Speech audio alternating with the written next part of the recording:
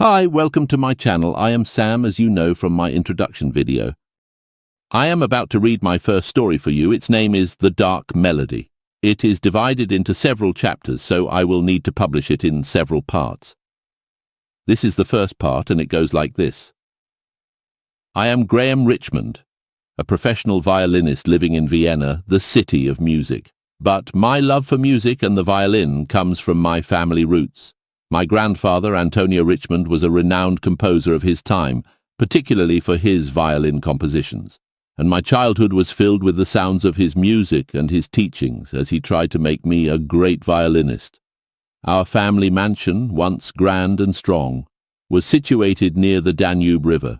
It was the perfect setting for a music enthusiast like my grandfather, and in Vienna, where music was an integral part of the culture and society, he found his muse and inspiration.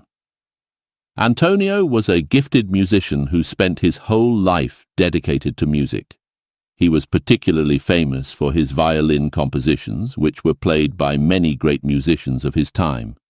His music was full of passion and emotion, reflecting his own personality and experiences. My grandfather's death in 1901 was a great loss for the family and the music world. He had left behind a legacy of beautiful compositions, but also a void that no one could fill. My father, who took over the family business, was an average musician, lacking the talent and passion of his father.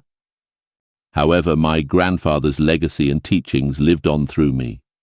As a child, I spent countless hours with him, learning the intricacies of the violin and the nuances of music. He was a strict teacher, but also a loving and caring grandfather. He knew that I had the potential to become a great musician, and he was determined to bring out the best in me. I remember the many hours we spent practicing together, his voice guiding me through the difficult passages and his hands showing me the right bowing techniques. He was patient, never giving up on me even when I made mistakes. He believed in me, and that gave me the confidence to pursue my passion for music. My grandfather's teachings and inspiration have stayed with me all these years. As a professional violinist, I often play his compositions, feeling a deep connection to the music and to him. It's as if he is still with me, guiding me through the notes and rhythms. Living in Vienna, I am reminded of my grandfather's legacy every day. The city is still a hub of classical music, attracting great musicians from all over the world. I often visit the many music venues and museums, learning more about the history and culture of this great city. In a way, I feel that my grandfather's legacy is not just about his music, but also about the values and traditions that he passed on to me. He taught me the importance of hard work, dedication, and passion. He showed me that music is not just about technical skills, but also about emotions and feelings. Chapter 1. The Red Box. Growing up, I was always fascinated by my grandfather Antonio's music. He was a famous violin player and composer, and he passed on his skills to me. He had taught me most of his compositions, but there was one melody that he had categorically asked me never to play. He kept it in a red wooden box made of mahogany wood, which he had stored in the attic. He had called it the Evil Melody, and had warned me never to play it no matter what. He had also told me that our family had a curse that was associated with that melody, and that opening the box and playing it would unleash an evil force that could destroy us both physically and reputation-wise. My grandfather Antonio was a kind man, and he had always been protective of his family. However, as he grew older, he became more anxious and worried about the curse. He had guessed that his time was near, and he wanted to reveal a secret to me before he left this world. One day he called me and said, "Dear Graham, my time is near, and I will soon be not there to guide you anymore. Before I leave this world and my dear family, I want to reveal a secret to you. Do not ever open the red box that you will find in our attic where I keep all other important musical possessions. It is evil, and our family has a curse that is actually kept closed in that box." I was curious about what was in the box, and I asked my grandfather how that could be. Our family had always been flourishing musically and financially, and I couldn't believe that there was a curse associated with the box. However, my grandfather smiled frailly and said, We will indeed flourish until the box is opened and someone plays that melody. It will immediately free that evil force that can completely destroy our family, both physically and reputation-wise. My grandfather's words stayed with me, and I often found myself thinking about the red box and the evil melody. I was convinced that my grandfather was just being superstitious, and that there was no such thing as a curse. One day, when I was alone in the house, I decided to check the box. I went up to the attic and found the red box, which was covered in dust. I opened it and saw that there was a score sheet and a diary covered with a black leather cover. I took out the score sheet and saw that it was a complicated musical melody to play using the violin.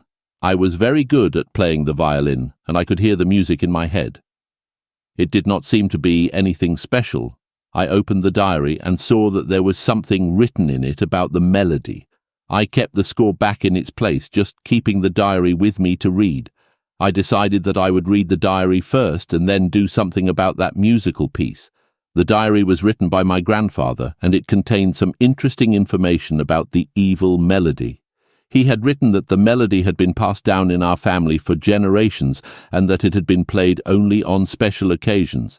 However, as the years went by, the melody had gained a reputation for being cursed, and it had been kept locked up in the red box for many years. My grandfather had written that he was convinced that the curse was real, and that the only way to break it was to never play the melody again. As I read the diary, I began to understand my grandfather's fears. He had been worried about the curse, and he had done everything in his power to protect his family from it. However, I was not convinced that the curse was real. I thought that my grandfather was just being superstitious, and that there was no harm in playing the melody. After all, I was a skilled violin player, and I was curious to hear what the melody sounded like. Over the next few weeks, I thought about playing the melody more and more. I knew that my grandfather had warned me not to play it, but I couldn't shake the feeling that I had to play it. I felt drawn to the melody, and I knew that I wouldn't be able to resist it for long. Chapter 2. The Black Diary. I was reading the diary all day, but the second last page caught my attention. My grandfather wrote it, and here is what it read like in his own handwriting. Today I learned about our family's dark past, and it's been weighing heavily on my mind. As a family of musicians, we have always been proud of our heritage and the fact that we are distantly related to Joseph Haydn, the father of the symphony. But I never knew about the terrible crime committed by one of our ancestors, Frederick, who was also a musician. According to the family history, Frederick had stolen compositions from a talented musician named Joseph, who worked under him as an assistant. Joseph's works were so superior to Frederick's that he became jealous of his abilities and eventually got him murdered. But before his death, Joseph had written a letter to Frederick warning him of a curse that would befall his family if he played a particular melody that he had composed. Joseph had also written about another melody that could nullify the curse, but it was up to someone capable enough to create it. He also mentioned that this cursed melody cannot be destroyed. If someone destroys it, the entire family will suffer mysterious deaths.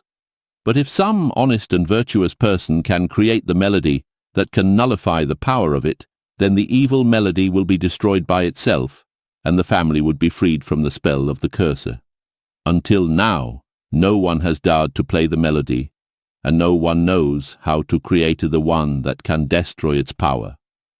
As a family, we have been advised to stay away from experimenting with it and to continue doing honest work, to let our glory continue.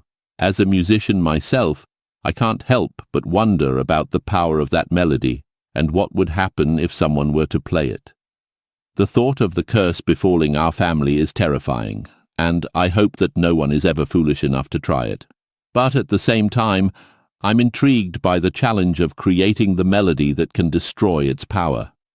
It's a daunting task, but if anyone in our family is capable of doing it, it's me.